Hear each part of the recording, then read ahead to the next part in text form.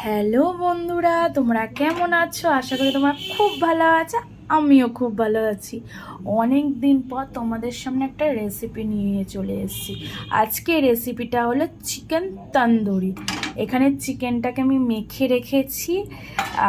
কি কি দিয়ে মেখে রেখেছি তোমাদের সাথে সেটাই শেয়ার করছি।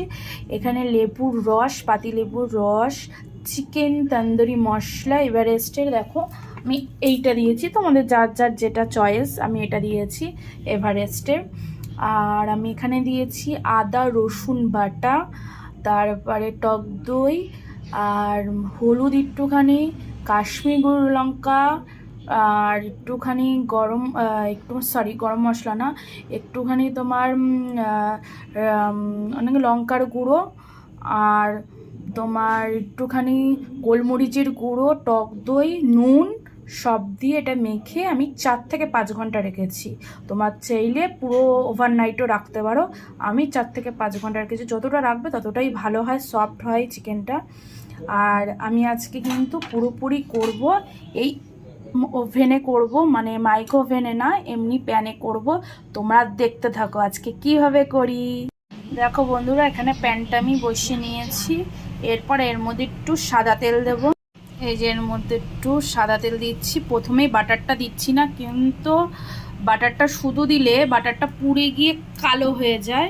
এজন্য আমি বাটারটা প্রথমেই দিচ্ছি না। প্রথমে একটুখানি সাদা তেল দিয়ে তারপর আমি বাটারটা দেব। এই যে এখন বাটারটা আমি দিয়ে দিচ্ছি। তাহলে পোড়ার কোনো ভয়টা থাকবে না, কালো হওয়ারও ভয়টা থাকবে না।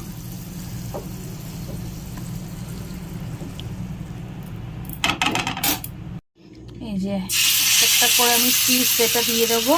এটা কিন্তু একদম অল্প আঁচেই কিন্তু এটা হবে। আর তোমাদের কাছে আমি একটা কথা শেয়ার করতে ভুলে গেছি। একটুখানি যখন আমি মাংসটা মেখেছিলাম অল্প একটু বেসন দিয়েছিলাম, এটা বলতে আমি ভুলে গেছি। এই যে এটা আমি পুরো ঢাকা দিয়ে দিচ্ছি। এটা আস্তে আস্তে আস্তে আস্তে এই চিকেনটা সেদ্ধ হবে। আর আমি এখানে অল্প একটু রেখে দিয়েছি, যখন আবার ওই পিঠটা উল্টাবো তখন এই মশলাটা আমি আবার দিয়ে দেবো ওই পিঠে।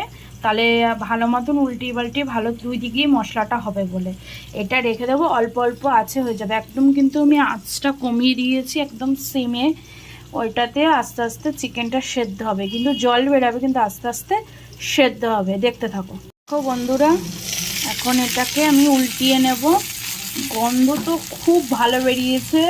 তোমাদের সাথে তো গন্ধটা শেয়ার করতে পারবো না, গন্ধটা খুব ভালো বেরিয়েছে। এখন